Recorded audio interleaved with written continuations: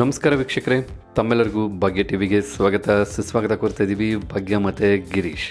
ಸ್ನೇಹಿತರೆ, ಇವತ್ತೊಂದು ವಿಡಿಯೋ ಮೂಲಕ ಚಿಕನ್ ಡ್ರಮ್ ಸ್ಟಿಕ್ ಅಥವಾ ಚಿಕನ್ ಲೆಗ್ ಪೀಸ್ನ ಉಪಯೋಗಿಸಿ ಶಾಲೋ ಫ್ರೈನ ಯಾವ ರೀತಿ ಮಾಡೋದು ಅಂತ ತಿಳಿಸ್ಕೊಡ್ತಾ ಇದ್ದೀವಿ. ತವಾದಲ್ಲಿ ಮಾಡ್ತಾ ಇರೋದ್ರಿಂದ ಪ್ರತಿಯೊಬ್ಬರು ಬಹಳ ಸುಲಭವಾಗಿ ಈ ರೆಸಿಪಿನ ತಮ್ಮ ಮನೆಗಳಲ್ಲಿ ಮಾಡ್ಬೋದು. ಹಾಗಿದ್ರೆ ಚಿಕನ್ ಲೆಗ್ ಪೀಸ್ ಫ್ರೈ ಮಾಡೋದಕ್ಕೆ ಏನೆಲ್ಲ ಪದಾರ್ಥಗಳು ಬೇಕು, ಹಾಗೆ ಮಾಡ್ತಕ್ಕಂಥ ವಿಧಾನ ಏನು ಅಂತ ಈಗ ನೋಡ್ಕೊಳ್ಳೋಣ.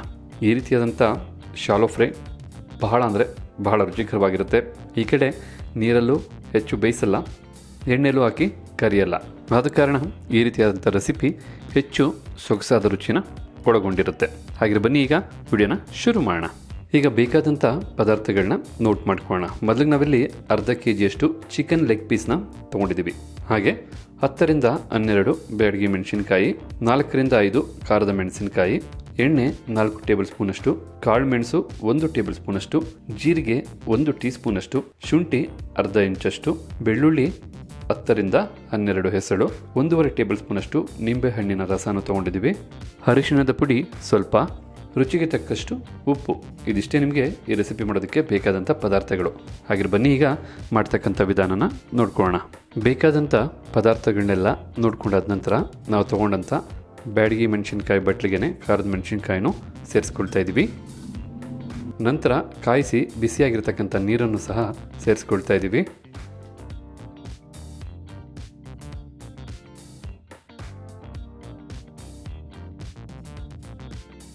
ಈ ರೀತಿ ಬಿಸಿ ನೀರನ್ನು ಸೇರಿಸಿ ಬಿಸಿನೀರಲ್ಲಿ ಮೆಣಸಿನ್ಕಾಯಿ 10 ನಿಮಿಷಗಳ ಕಾಲ ಚೆನ್ನಾಗಿ ನೆನಿಬೇಕು. ಆಗ ನಮಗೆ ಮಸಾಲ ರುಬ್ಕೊಳ್ಳೋದಕ್ಕೆ ಭಾಳ ಸಹಾಯ ಆಗುತ್ತೆ. ಬಿಸಿ ನೀರು ಸೇರಿಸಿದ ನಂತರ 10 ನಿಮಿಷಗಳ ಕಾಲ ಮೆಣಸಿನಕಾಯಿ ಚೆನ್ನಾಗಿ ನೆಂದಿದೆ. ಈಗ ಈ ಮೆಣಸಿನಕಾಯಿನ ಮಿಕ್ಸಿ ಜಾರ್ಗೆ ಸೇರಿಸ್ಕೊಳ್ಳೋಣ. ಈಗ ಇಲ್ಲಿ ಮೆಣಸಿನಕಾಯಿನ ಮಿಕ್ಸಿ ಜಾರ್ಗೆ ಸೇರಿಸಾಯಿತು. ನಾವು ಈ ಚಿಕನ್ ಲೆಗ್ ಪೀಸ್ ಫ್ರೈ ಮಾಡೋದಕ್ಕೆ ಬೇಕಾದಂಥ ಮಸಾಲ ಪೇಸ್ಟನ್ನು ರೆಡಿ ಮಾಡ್ಕೊಳ್ತಾ ಇದ್ದೀವಿ. ನಂತರ ನಾವು ಜೀರಿಗೆನ ಸೇರಿಸ್ಕೊಳ್ತಾ ಇದ್ದೀವಿ. ಹಾಗೆ ಕಾಳು ಮೆಣಸು, ಅರ್ಧ ಇಂಚಷ್ಟು ಶುಂಠಿ, ಬೆಳ್ಳುಳ್ಳಿ ಹೆಸಳು,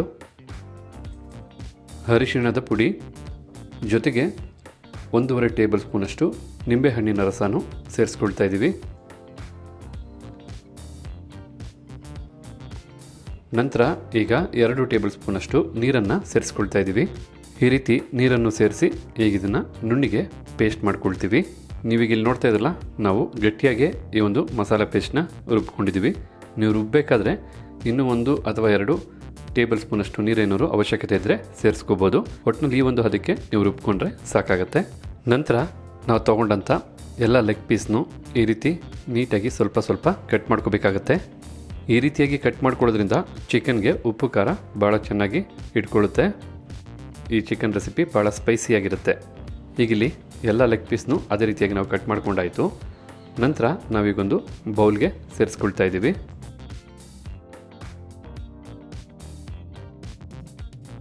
ಈ ರೀತಿ ಬೌಲ್ಗೆ ಸೇರಿಸಾದ ನಂತರ ರುಚಿಗೆ ತಕ್ಕಷ್ಟು ಉಪ್ಪನ್ನು ಸೇರಿಸ್ಕೊಳ್ತಾ ಇದ್ದೀವಿ.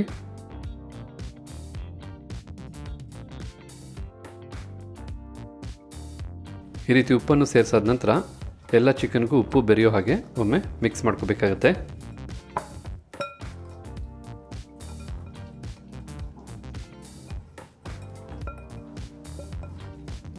ಈಗಿಲ್ಲಿ ಉಪ್ಪು ಸಹ ಚೆನ್ನಾಗಿ ಬೆರ್ತಾಗಿದೆ. ನಂತರ ನಾವೀಗ ರುಬ್ಬಿಟ್ಟಂಥ ಮಸಾಲ ಪೇಸ್ಟ್ನ ಸೇರಿಸ್ಕೊಳ್ತಾ ಇದ್ದೀವಿ. ಮಸಾಲ ಪೇಸ್ಟ್ನು ಸೇರಿಸಿ ಎಲ್ಲ ಚಿಕನ್ಗೂ ಎಲ್ಲ ಕಡೆನೂ ನೀಟಾಗಿ ಬೆರೆಯೋ ಹಾಗೆ ಮತ್ತೊಮ್ಮೆ ಕಲಿಸ್ಕೋಬೇಕಾಗತ್ತೆ. ಈಗ ಇಲ್ಲಿ ನೋಡ್ತಾ ಇದ್ರಲ್ಲ, ಮಸಾಲ ಪದಾರ್ಥ ಎಲ್ಲ ಚಿಕನ್ ಲೆಗ್ ಪೀಸ್ಗೂ ಬೆರೆತು ಚೆನ್ನಾಗಿ ಕೋಟಿಂಗ್ ಆಗಿದೆ. ಈ ರೀತಿ ಚೆನ್ನಾಗಿ ಮಿಕ್ಸ್ ಮಾಡ್ಕೊಂಡಿದ ನಂತರ ಒಂದು 30 ನಿಮಿಷದಿಂದ 1 ಗಂಟೆವರೆಗೂ ನಾವು ಹಾಗೆ ಈ ಮಸಾಲ ಎಲ್ಲ ಚಿಕನ್ನು ಹೀರ್ಕೊಳ್ಳೋದಕ್ಕೆ ಬಿಡಬೇಕಾಗತ್ತೆ.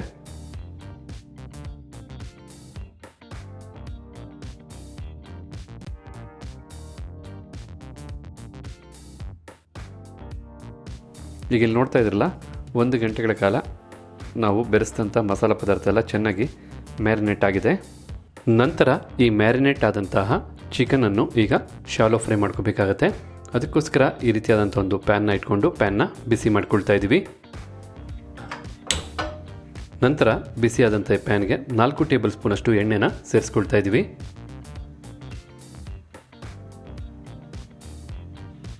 ಈ ರೀತಿ ಎಣ್ಣೆಯನ್ನು ಸೇರಿಸಿದ ನಂತರ ಎಣ್ಣೆನೂ ಸಹ ಬಿಸಿಯಾಗಬೇಕು.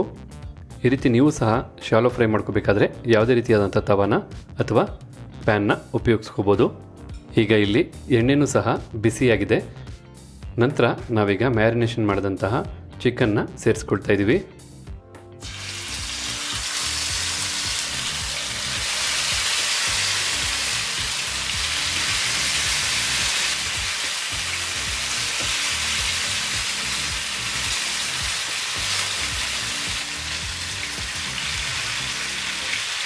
ಈ ರೀತಿಯಾಗಿ ಚಿಕನ್ನ ನೀವು ಪ್ಯಾನ್ಗೆ ಸೇರಿಸಾದ ನಂತರ ಮೀಡಿಯಂ ಫ್ಲೇಮಲ್ಲಿ 5 ನಿಮಿಷ ಚಿಕನ್ನ ಬೇಯಿಸ್ಕೋಬೇಕಾಗತ್ತೆ.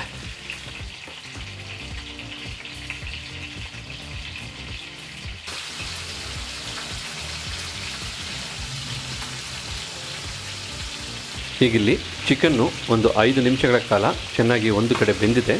ಮತ್ತು ಈಗ ಎಲ್ಲ ಚಿಕನನ್ನು ಮತ್ತೊಂದು ಕಡೆಗೆ ತಿರುಗಿಸ್ಕೊಳ್ಳೋಣ. ಈ ರೀತಿ ನಾವು ಪದೇ ಪದೇ 5 ನಿಮಿಷಕ್ಕೊಮ್ಮೆ ತಿರುಗಿಸಿ ಎಲ್ಲ ಕಡೆಯೂ ಚಿಕನ್ನ ಚೆನ್ನಾಗಿ ಬೇಯಿಸ್ಕೋಬೇಕಾಗತ್ತೆ. ಒಂದು 15ರಿಂದ 20 ನಿಮಿಷ ಬೇಕಾಗುತ್ತೆ ಕಂಪ್ಲೀಟಾಗಿ ಈ ರೀತಿಯಾಗಿ ಚಿಕನ್ನ ಬೇಯಿಸ್ಕೊಳ್ಳೋದಕ್ಕೆ. ಈ ರೀತಿಯಾಗಿ ಚಿಕನನ್ನು ನೀವು ಒಂದು ಹಿಡಿಕೆ ಸಹಾಯದಿಂದ ತಿರುಗಿಸಿಕೊಳ್ಳಿ, ಯಾಕೆಂದರೆ ಬಹಳ ಬಿಸಿ ಇರುತ್ತೆ, ನೋಡ್ಕೊಂಡು ತಿರುಗಿಸ್ಕೋಬೇಕಾಗತ್ತೆ. ಈಗ ಇಲ್ಲಿ ನೋಡ್ತಾ ಇದ್ರಲ್ಲ, ಎಲ್ಲ ಚಿಕನ್ನು ಒಂದು ಕಡೆ ನಾವು ತಿರುಗಿಸಾಯಿತು. ಈಗ ಇದೇ ರೀತಿಯಾಗಿ ಒಂದು 5 ನಿಮಿಷಗಳ ಕಾಲ ಬೇಯಿಸ್ಕೊಂಡು ಮತ್ತೆ ಇನ್ನೂ ಒಂದು ಕಡೆ ತಿರುಗಿಸ್ಕೊಂಡು ಮತ್ತೆ 5 ನಿಮಿಷ ಬೇಯಿಸ್ಕೊಳ್ತೀವಿ.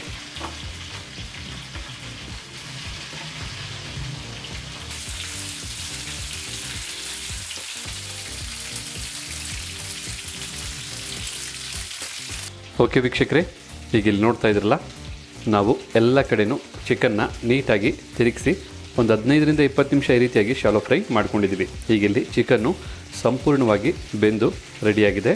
ಈಗ ಫ್ಲೇಮ್ನ ಆಫ್ ಮಾಡ್ಕೊಳ್ತಾ ಇದ್ದೀವಿ. ಈ ರೀತಿಯಾಗಿ ಚಿಕನ್ ಡ್ರಮ್ ಸ್ಟಿಕ್ನ ಉಪಯೋಗಿಸಿ ನೀವು ಸಹ ಶಾಲೋ ಫ್ರೈ ಮಾಡಿ ನೋಡಿ. ಬಹಳ ಅಂದರೆ ಬಹಳ ಸೊಗಸಾಗಿರುತ್ತೆ. ಅದರಲ್ಲಂತೂ ಖಂಡಿತ ಡಿಫ್ರೆಂಟ್ ಆದಂಥ ರುಚಿನ ಹೊಂದಿರುತ್ತೆ. ಇದನ್ನು ಬಿಸಿ ಇರಬೇಕಾದ್ರೆ ತಿನ್ನೋದನ್ನು ಮರಿಬೇಡಿ. ಹಾಗೆ ಇವತ್ತು ಈ ವಿಡಿಯೋ ಮೂಲಕ ಚಿಕನ್ ಲೆಗ್ ಪೀಸ್ ಉಪಯೋಗಿಸಿ ಶಾಲೋ ಫ್ರೈ ಮಾಡೋದಂಥ ಈ ಚಿಕನ್ ರೆಸಿಪಿ ತಮಗೆಲ್ಲರಿಗೂ ಇಷ್ಟ ಆಗಿದೆ ಅಂತ ತಿಳ್ಕೊಂಡಿದ್ದೀನಿ. ಇಷ್ಟ ಆಗಿದ್ರೆ ಈ ವಿಡಿಯೋಗೊಂದು ಲೈಕ್ ಮಾಡಿ, ಜೊತೆಗೆ ತಮ್ಮ ಅನಿಸಿಕೆ ಅಭಿಪ್ರಾಯ ಏನಿದೆ ಅನ್ನೋದನ್ನು ಕಮೆಂಟ್ ಬಾಕ್ಸಲ್ಲಿ ಕಮೆಂಟ್ ಮಾಡಿ. ಅಷ್ಟೇ ಅಲ್ಲ, ಈ ವಿಡಿಯೋನ ಮತ್ತೊಬ್ಬರಿಗೂ ಹೆಲ್ಪ್ ಆಗೋ ಹಾಗೆ ಶೇರ್ ಮಾಡಿ ಅಂತ ಹೇಳ್ತಾ ತಮಗೆಲ್ಲರಿಗೂ ಧನ್ಯವಾದನ ಅರ್ಪಿಸ್ತಾ ಇದ್ದೀವಿ. ಭಾಗ್ಯ ಮತ್ತು ಗಿರೀಶ್ ಮತ್ತೆ ಹೊಸ ರೆಸಿಪಿ ಜೊತೆ ಹೊಸ ವಿಡಿಯೋದಲ್ಲಿ ಭೇಟಿ ಮಾಡೋಣ. ಅಲ್ಲರಿಗೂ ನಮಸ್ಕಾರ ವೀಕ್ಷಕರೇ.